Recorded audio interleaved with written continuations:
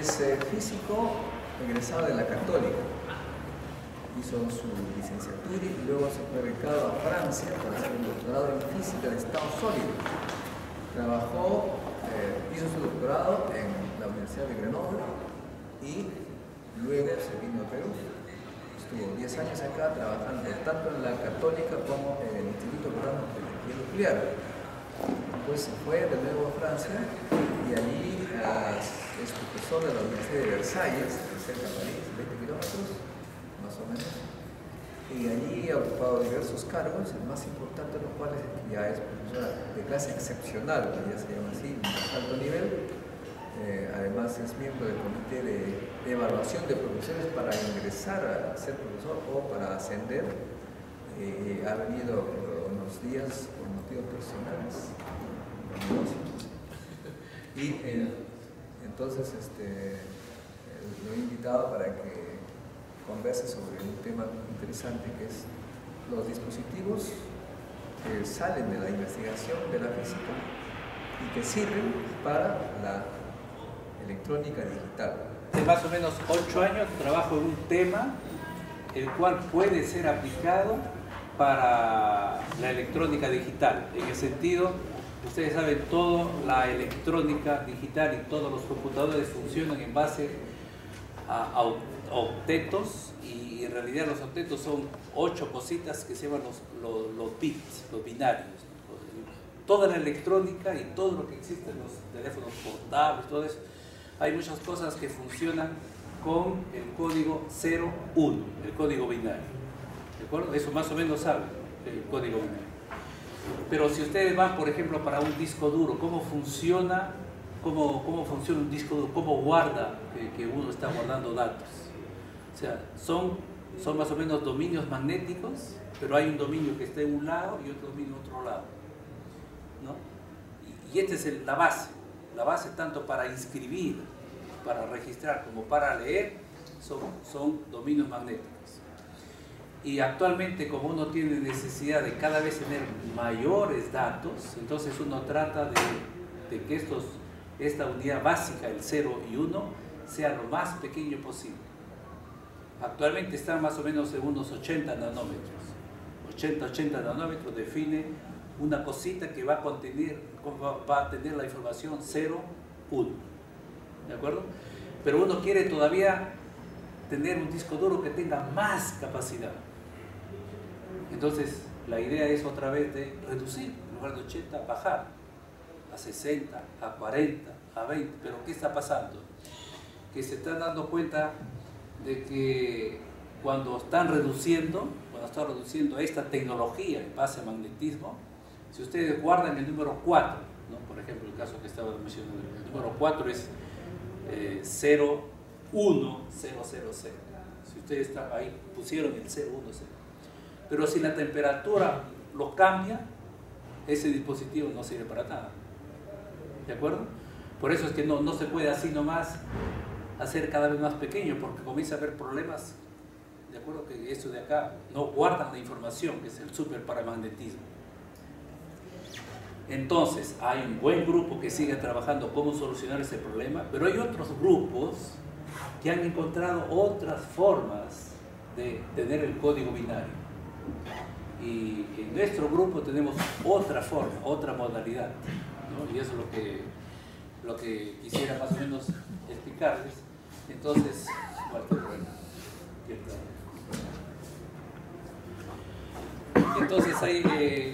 estos otros compuestos son compuestos que pueden ser entonces utilizados para definir el código 0 y 1. Yo les decía hace un momento, son compuestos que a una misma temperatura, a una sola temperatura, puede estar en la fase A o en la fase B. Vamos a luego definir qué cosa es la fase A y qué cosa es la fase B. Y a una misma temperatura uno puede cambiar, conmutar de la fase A a la fase B y también de la fase B a la fase A. Entonces, si uno logra tener un mecanismo que pueda hacer pasar del A al B y luego del B a A, y además que uno pueda leer si es o está en el A o está en el B, entonces se tiene más o menos un compuesto para eso. ¿Qué es lo que falta? Que además el cambio lo haga rápido. ¿De acuerdo? El magnetismo, porque si te imaginas, si para hacer un cambio de 0 a 1 se demora un segundo, entonces el computador pues, es peor que lo de los años 60. Tiene que ser una frecuencia extremadamente rápida. En magnetismo la frecuencia es el tiempo, es más o menos un nanosegundo. Cada caso es un nanosegundo, tanto para escribir como para leer.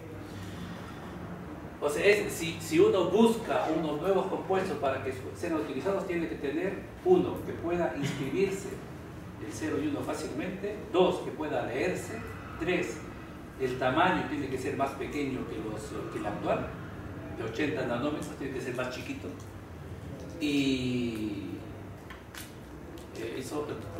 el cambio, la velocidad de cambio, de acuerdo, que uno pueda pasar de A a B, o sea, tiene que, las dos cosas están hechas porque uno conoce estos compuestos, además como el color es diferente, uno puede con color, con la luz, ver en qué estado está. Ahora, los otros dos casos son el tamaño más pequeño, eso se está haciendo con esto, o sea, se está llegando a al mismo tamaño que el magnetismo por ahora, de 80 nanómetros. Partículas de 80 nanómetros son biestables. Y la idea es de reducir, pero parece que en el caso de estos materiales moleculares se puede bajar hasta 10 nanómetros. Imaginen ustedes si en lugar de 80 por 80 bajan a 10 por 10, ganan un factor fenomenal en la capacidad del disco duro. Y lo otro es la frecuencia.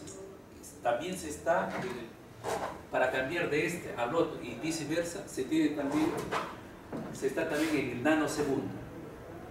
¿De acuerdo? O sea, existe otro grupo que trabajan de otra forma, que están buscando, o sea, pero yo quisiera también decirles, y esto sería importante para los futuros investigadores, que uno, trabajo en ese tema de 8 años, uno no se ha puesto a pensar en qué compuesto voy a trabajar para que reemplace, o sea, en realidad eso llega, y eso le decía a un colega que parece ya investigador, le decía entonces, uno trabaja en un tema. Yo antes trabajaba en otro tema, ¿no? Decía valencia mixta. Hemos pasado ahí 3, 4 años, hemos hecho simulaciones, todos los cálculos, pero después ya se acabó ese tema. Por ahí no había nada. Entonces después otro tema. Después conversando así en conferencias, por eso uno va a conferencias, muy importante ir a conferencias. Entonces apareció que unas personas exponían por primera vez unos compuestos con estos. Y como nosotros utilizamos una técnica que se llama Moss-Bauer, entonces proponimos a esta persona que hacía los compuestos de hacer el estudio con Moss-Bauer. Y con eso iniciamos, acá nos metemos a fondo en esto. Y por ahí hemos encontrado una cosa, mientras uno está tratando por acá, y hemos encontrado este tema, que es un tema que es interesante desde el punto de vista de física fundamental, como voy a mostrar dentro de un rato, y que además puede ser que los próximos computadores de sus hijos, de ustedes, sean hechos en base a estos compuestos. Ahora, estos compuestos son compuestos, como les decía, son hechos por amigos químicos. Las fórmulas parecen la fórmula de la aspirina. O sea, este es el fierro y estos son compuestos de nitrógeno. Pero la base fundamental es el fierro, que está alrededor de 6 nitrógenos. Y esos forman todo lo que se llama una velocidad, ya van a aprender eso en cristalografía, una velocidad octaédrica. En realidad son si ustedes se imaginan un cubo, ¿no? Los centros de las caras, ahí están estos. Y este está en el centro del cubo. Y esa es una velocidad octaédrica. Entonces este tipo de compuestos, lo que caracteriza el uno y el otro es que las distancias entre el fierro y el nitrógeno cambian de un estado a otro estado. ¿De acuerdo? Y eso hace que las propiedades de absorción de la luz sean diferentes y entonces los colores sean diferentes. Voy a ir un poco más rápido, porque como algunos se van a las 3 de la tarde. Entonces voy a decir dónde está el principio físico de estos dos estados, que voy a tratar de hacerlo de tal forma que ustedes lo puedan entender. el fierro más 2 está en un estado fierro más 2, de estado de oxidación más 2. Y el estado de oxidación más 2, como algunos de repente se acuerdan, tiene 6 electrones en la última capa. En la capa 3D, en la capa 3D puede caber hasta 10 electrones. ¿De acuerdo? Porque hay 5 orbitales, se dice. Entonces, pero tenemos solamente 6 electrones. 6 electrones. Y estos 6 electrones tienen que repartirse en orbitales. Los orbitales, o sea, los orbitales es un resultado de la mecánica cuántica. Si alguna vez alguien les pregunta a ustedes para qué es útil la mecánica cuántica, tienen que responder, gracias a la mecánica cuántica existen los láseres, existen los semiconductores, existe toda la electrónica que está basada en transistores de estado sólido, existe gracias a la mecánica cuántica. Entonces, acá tienen ustedes los orbitales, ¿no? Esto es el resultado de cálculo de mecánica cuántica. Los 5 orbitales que hay en la capa 3D, en realidad, debido a que existe el fierro está en medio, y hay la vecindad, los nitrógenos con carga negativa están en los extremos, están en las caras, ¿de acuerdo? Ustedes se imaginan, por ejemplo, este orbital Z cuadrado, es un orbital, significa que el electrón puede estar, su probabilidad de presencia está dada por el orbital es eso, es una representación de la probabilidad de presencia de un electrón. Apunta al centro, y como ahí hay una carga negativa, entonces habrá una repulsión, y el electrón no va a preferir, dice ahí, porque hay una repulsión. Bueno, entonces se dice que poner el electrón en ese lado representa un costo de energía. De la misma forma, si se mete en el orbital x cuadrado menos y cuadrado, porque están apuntando al centro donde también hay esta carga. Mientras que si se ponen estos orbitales x y, ahí sí están entre los dos. Entonces, cuando vienen los 6 electrones y tienen esas posibilidades, el primer electrón no tiene problema porque se va a colocar acá, porque ahí la energía es más pequeña. El segundo acá. El tercero acá. Y el problema viene para el cuarto, porque el cuarto, ¿dónde se va a colocar? O se coloca junto con uno de estos, pero hay una repulsión, se está colocando en el mismo orbital y hay una repulsión de electrones, que se llama la regla de Ohm, pero no es otra cosa que la repulsión electrónica. O sea, que acá va a tener un costo de energía, acá también va a tener un costo, entonces, pero puede entonces subirse, pero también hay una diferencia de energía. Entonces hay una competición, se dice, hay una competición entre esos dos tipos de energía. Una energía que es el costo para ponerlos juntos en un orbital, y otra, esta energía que es la separación entre esos niveles. Y existen unos 300 compuestos actualmente. Se dice, la naturaleza no sabe dónde se coloca, porque la mayoría de los compuestos o se colocan acá porque estos están bien alejados, o se colocan acá porque este está bien cerca. ¿De acuerdo? Pero existen unos cuantos compuestos de los que la diferencia es pequeña. Y esos compuestos son los compuestos interesantes, porque son compuestos en los que uno con un estímulo exterior, que puede ser la luz, que puede ser la temperatura, que puede ser la presión, un campo eléctrico, un campo magnético, puede hacerlo pasar a un lado o al otro lado. ¿De acuerdo? Esta es la base. Si está en este lado, el spin total es 0, si está en el otro lado, el spin total es 2. Y cuando está en el spin 0, decimos que es un bajo spin, low spin.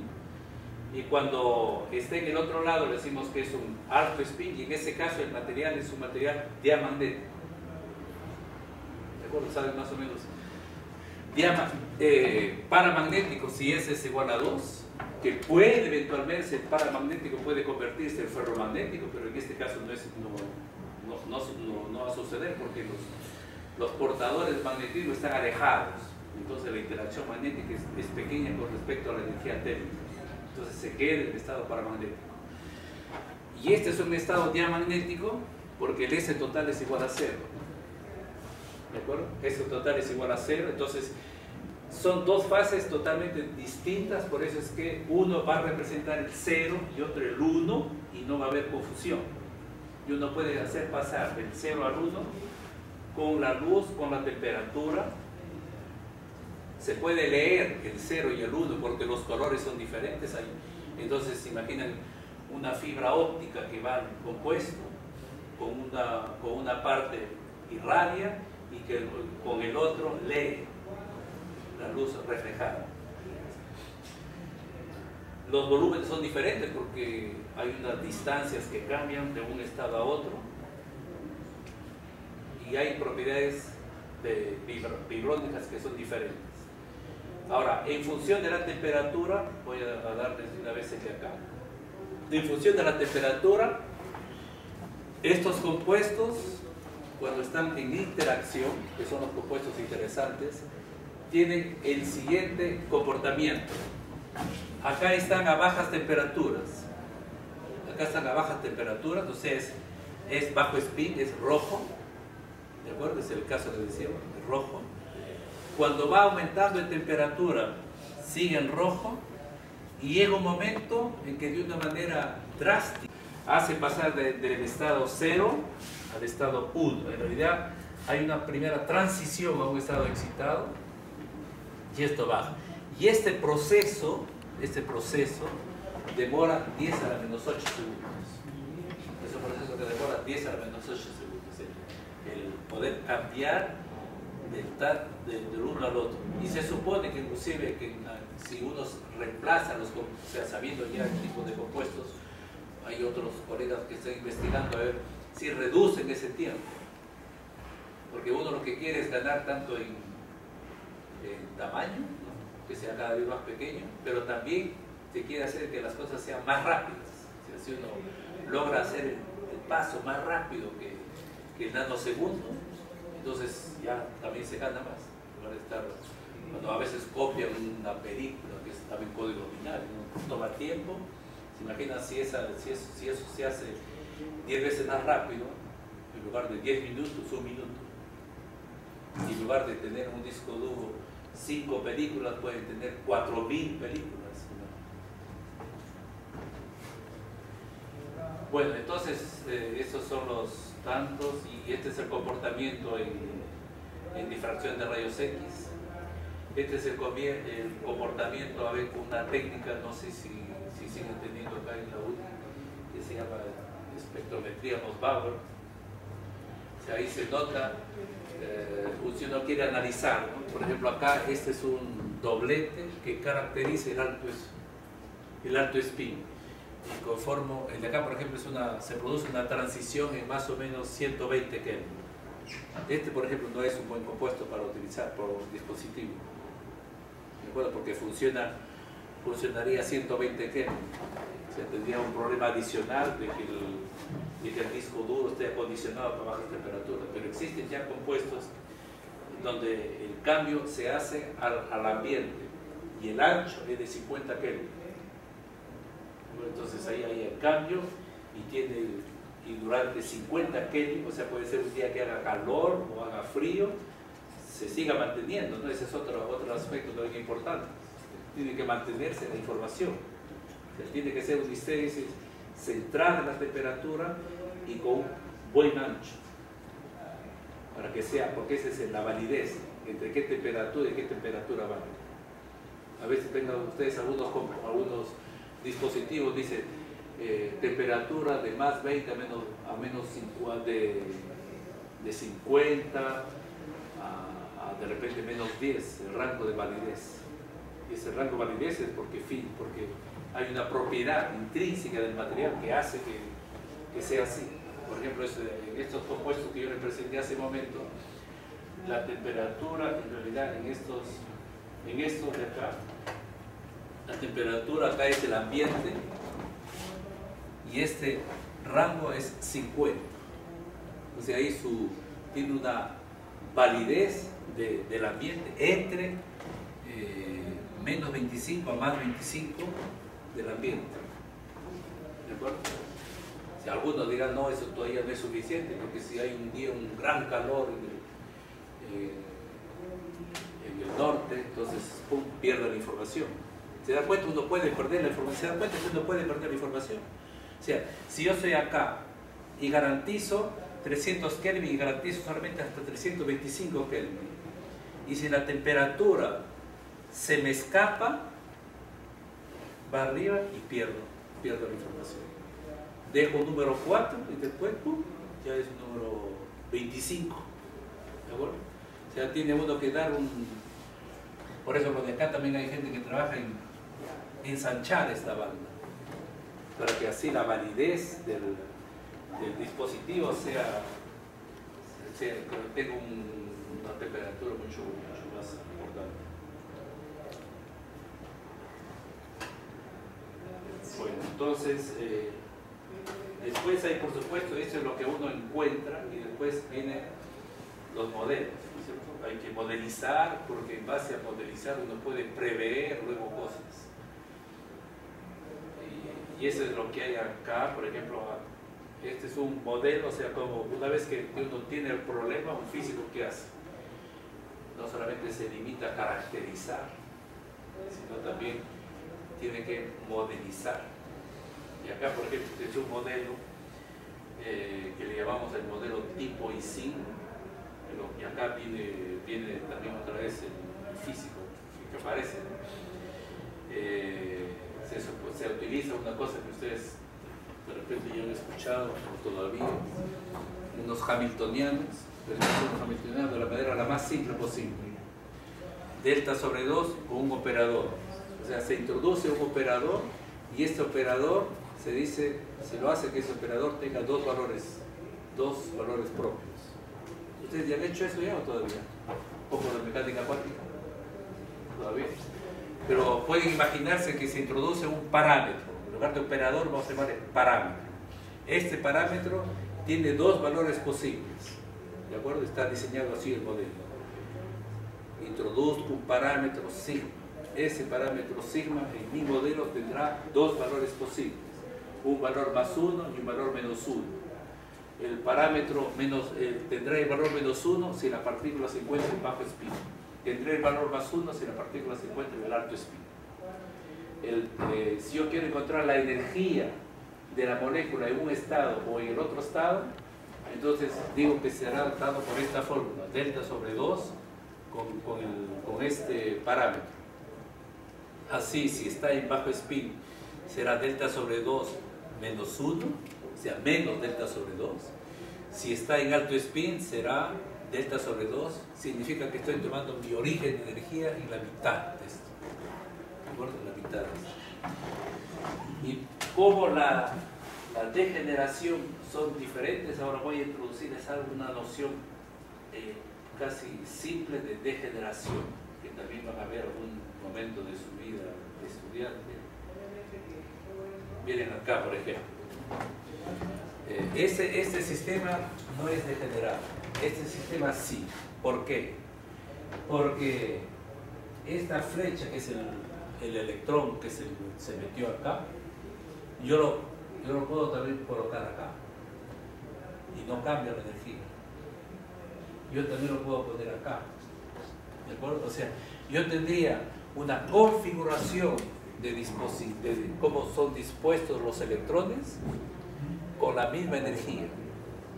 Y eso es la noción de degeneración. ¿De acuerdo? Acá, por ejemplo, se dice, tiene una degeneración orbital de 3. ¿De acuerdo? Porque puede estar acá, o acá, acá. Y la energía total no cambia, porque esa es la energía acá.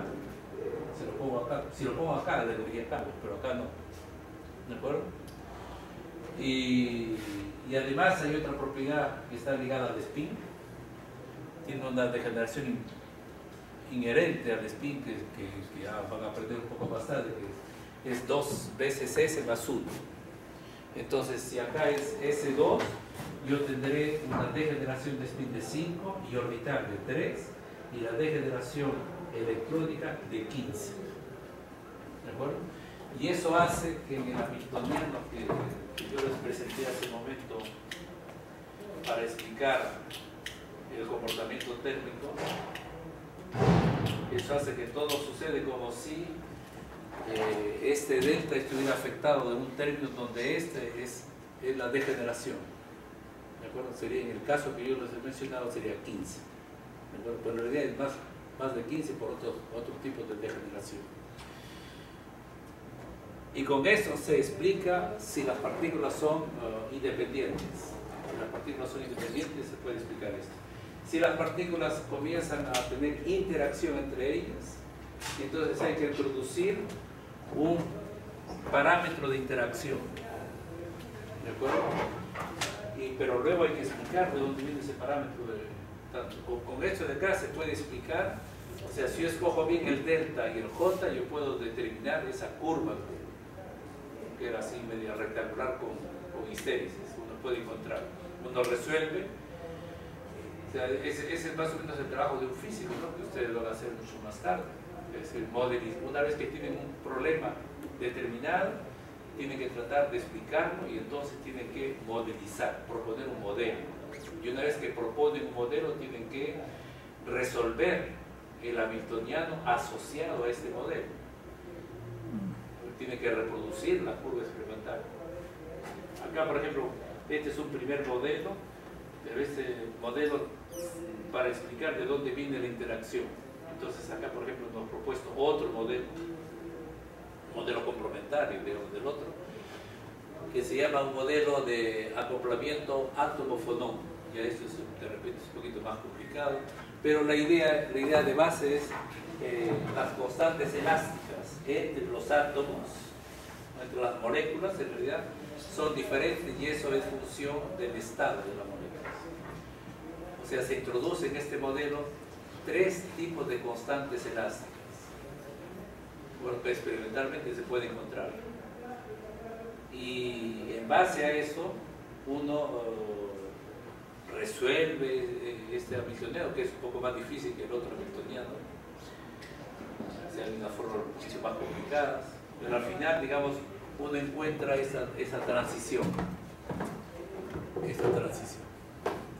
Y en base a este modelo, uno puede, bueno, ver cuál es el rol de cada parámetro que interviene en el modelo, pero ya eso son cosas más de detalle. Y uno puede simular, y esto es lo que es más o menos importante para las aplicaciones, el efecto del tamaño. ¿De acuerdo? O sea, si hay 2000 átomos, entonces se tiene un efecto de histéresis, y ese es el efecto que hace que la partícula se encuentre en un estado, en otro estado, y con la luz uno cambia. Pero si ese número de partículas disminuye, por ejemplo acá a 14, prácticamente eso desaparece. Y el 14 es más o menos unos 14 nanómetros. Por ejemplo, para este tipo de compuestos se tiene todavía a 50 nanómetros, es claro que existe el comportamiento inestable, lo que quiero decir, o sea, en magnetismo se está a 80 nanómetros. En este tipo de compuestos por ahora se está a 50, 60 nanómetros, o sea, se está mejorando. ¿De acuerdo? Bueno, después hay un poquito de cosas un poquito más complicadas, que de repente vamos a parar ahí. A ver, ¿algunas preguntas? Yo antes trabajaba en otro campo, ¿de acuerdo? Con valencias mixtas y otros comportamientos magnéticos de materiales. Y yendo a una conferencia, por eso les digo yo, cuando uno quiere hacer lo que se llama física aplicada, uno dice, acá, ahí me pongo a trabajar. A veces, la mayoría de los casos, es el resultado de un trabajo que a veces uno ni siquiera pensaba que iba a llegar ahí. O sea, uno hace 8 años fuimos a una conferencia, vimos que una persona presentaba esta cosa de estos compuestos y yo le presenté los babas porque esa es una técnica que yo utilizo mucho. Entonces propusimos a este colega hacer el estudio de su compuesto por esa técnica que se llama espectrometría Bose-Bauer. En ese tiempo, ni idea de que esta cosa puede servir para el ser y alumno. Que puede, o sea, esto estudiamos solamente eso. Y luego nos pusimos a decir, porque era un químico el que hacía esto, le propusimos que vamos a escribir un modelo para poder explicar esto. Pero necesitamos más resultados experimentales. Entonces él hacía nuevos compuestos con nuevos ligandos, con las temperaturas que no estaban a 120 Kelvin, sino un poco más. ¿De acuerdo? Entonces comenzamos a modelizar y comenzamos a tener nuevas simulaciones y ahí aparece lo que se llama a veces el feedback. Entonces, y poco a poco así, entonces vimos que estos compuestos se puede reducir el tamaño y entonces, y además que el cero, luego estudiamos el tiempo de paso del 0 al 1, ¿no? Del 0 al 1 que comienza a estar de nanosegundos. Y por eso desde hace casi un par de años está, no solamente nosotros, sino también otro grupo de personas trabajando intensamente en esto para ver si de repente es el nuevo dispositivo. Bueno. No, que quería, solamente por curiosidad, esta propiedad, ¿hasta qué temperatura aparece? O sea, ¿en qué momento ya se quema? Sí. Sí, estos compuestos son compuestos moleculares. Baja temperatura. Y bajas temperaturas son sólidos, son robustos, bajas temperaturas. El problema es a altas temperaturas. O sea, si suben a más de 100 grados centígrados, estos compuestos tienden a desintegrarse. Y en ese caso desaparece toda información. O sea, yo hace un momento les decía, el rango tiene que estar ambiente, más menos algo, pero los compuestos que por ahora utilizamos, si uno lo calienta mucho, se descompagina toda la estructura molecular. O sea, a 100 grados, 120 grados centígrados, ¿sabes? Ya no se tiene garantía, no se tiene robustez. O sea, la temperatura ambiente sí funciona. Funciona, sí, esa es la idea central. El ambiente, y actualmente son con más o menos 25, y más bien se trata de jalar más esto sin llegar a 120 grados centígrados. ¿De dónde sacan las moléculas? Se hacen. Se sintetizan. O sea, sintetizan ahí carbonos, hidrógenos y fierro, y hay ligandos que ya están hechos, ¿no? O sea, de la forma que yo te decía hace un momento. Laboratorios son químicos los que hacen eso. Son químicos, entonces ellos, este compuesto, por ejemplo, este es un ligando que ya es comercial. Este es un ligando que es comercial, en tablas, le pide uno 500 gramos de este compuesto que se llama bistriazol, bistriazol, y los químicos lo que hacen esto lo meten junto con otro que se llama el nitrógeno, carbono y azufre, y con ciertas condiciones, ¿no?, que ya ellos han publicado, inclusive. O sea, las publicaciones en química contienen esencialmente eso, la forma de hacer un compuesto, que mezclan esto con esto primero a tal temperatura durante tanto tiempo, luego lo mezclan a esto con lo tal, y al final sacan este compuesto que lo prueban por lo que les había mostrado hace un momentito, con difracción de rayos X o alguna otra técnica de caracterización. Pero resulta viable. ¿Cómo resulta viable? O sea, primero que se puede hacer masa y segundo que afecta al medio ambiente. Sí. Eso es lo que ya se está haciendo, no solamente viable, sino se hace. Eso ya se está haciendo. A nivel experimental, ¿no? A nivel laboratorio. Usted mencionó sobre el tiempo de transición entre estos dos estados, ¿no?, en el que están unos cuantos nanosegundos. Sí. ¿Cómo han podido cuantificar este tiempo? ¿O eso es una medición teórica? Medición teórica. Medición experimental. Es un resultado resultado experimental. Experimental. Sí. ¿Cómo lo han podido cuantificar? El tiempo de transición, si es experimental. Es una técnica que se llama pop sonda. ¿Cómo se traduce pop sonda? O sea, que envía una luz y se descarga, De retardo. se hace un retardo y este retardo se controla para poder leer. medir el retardo. ¿Cómo? Se mide. Pump sound, ¿cómo se dice en inglés? Pump sound. Es eso, ¿no? O sea, se envía un pulso de luz y la detección se retarda. Y con eso se mide el tiempo. ¿Alguna otra pregunta? ¿Ustedes son de qué ciclo más o menos? Se ve jovencito. Ah, cuarto. Todavía no han llevado cuántica. No han hecho física moderna. Física moderna, sí, Todavía. cuarto, física cuántica. Sí. Ah, recién me va a llevar. Bueno, porque tiene que ver con la física moderna. Sí, física. Bueno, este es, como dije al principio, la primera sesión de los jueves científicos, aunque ahora es miércoles, por ser mañana feriado. Yo trabajo en el Instituto Peruano de Energía Nuclear, también a 10 horas en la UNI.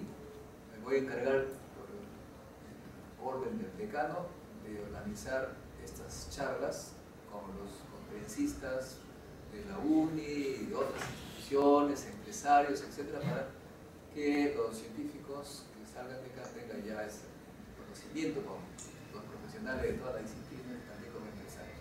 Sin embargo, debo señalar que como trabajo en el IPEC, no necesariamente voy a poder venir personalmente, pero yo me importo de una manera se va a asegurar la participación de un conferencista como el doctor Jorge Linares. No siempre voy a estar, pero siempre va a haber una conferencia de 2 a 4, ¿cierto? De 2 a 4 los jueves. Así que pasen la voz a los amigos. Vamos a tratar de hacerlo el mayor nivel posible y va a haber acá una cámara que va a quedar grabado para la página web cienciaperú.tv, va a estar grabada las conferencias para que aquellos que no pudieron venir puedan aprovechar, no solamente en la UNI, sino en todo el mundo, para aprovechar las conferencias que se van a dar en la Facultad de Ciencias.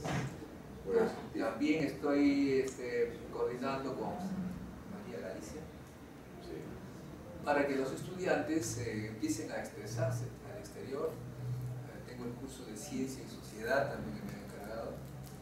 Y aprovechando que tenemos un programa de Radio San Borja, todos los estudiantes que quieran expresarse sus ideas, etc., están bienvenidos, son los domingos a las 10. Vamos a hacer una combinación de todas las posibilidades que nos ofrece la sociedad para que los jóvenes estudiantes de la UNI, de la facultad, interactúen con la sociedad. Ahora a la tarde el doctor Jorge Linares va a dar una charla en el Colegio de Ingenieros sobre este mismo tema, pero dirigido a la gente del colegio que por su trabajo no pueden venir acá y ustedes por sus estudios no pueden ir allá. Ahí está. Y es importante la formación de los estudiantes, ir a conferencias. Probablemente no van a entender todo, casi seguro que no van a entender todo, pero algo queda, algo queda. Y además uno puede contar algunas otras cosas, si tienen parte de segundos más, yo les digo, por ejemplo, otras cosas que hacen en mi laboratorio. Hay un grupo de gente que trabaja en semiconductores en base al diamante. O sea, el diamante no es semiconductor, pero si lo dopan, pueden convertirlo en semiconductor tipo P. Y si lo dopan de otra manera, como el silicio, tipo N. Y si juntan el P y el N, pueden hacer un diodo. Y pueden hacer luego un transistor. Y pueden hacer entonces toda la electrónica del sólido. ¿Por qué trabajan en el diamante? Porque es más robusto. Es mucho más caro, pero es más robusto. Entonces cuando envían ahora, por ejemplo, cosas a Marte y no sé cuánto, tienen que gastar cierto peso para proteger toda la electrónica. ¿De qué? De radiaciones solares, ¿no? Que la vez pasada hablamos. Esos son partículas que afectan y entonces algunos calculadores no pueden soportar esto y pueden malograrse, entonces protegen. Estos dispositivos nanoscópicos o microscópicos que le llegue una partícula cósmica está quemada. Así es. Y basta con que haya uno, la computadora de los satélites, para que la computadora no funcione y no tengamos las telecomunicaciones, las imágenes, y se echa a perder tal vez billones de dólares que se invirtieron. Por ejemplo, el nanosatélite que va a enviar a la UNI, de repente le cae un rayo cósmico. Parece que entonces tratan de ver cosas que sean más robustas, más caras, pero si se hace en pequeña escala, Está bien. Bien, muchachos, tenemos que ir al colegio ingeniero, les agradezco mucho. Bravo.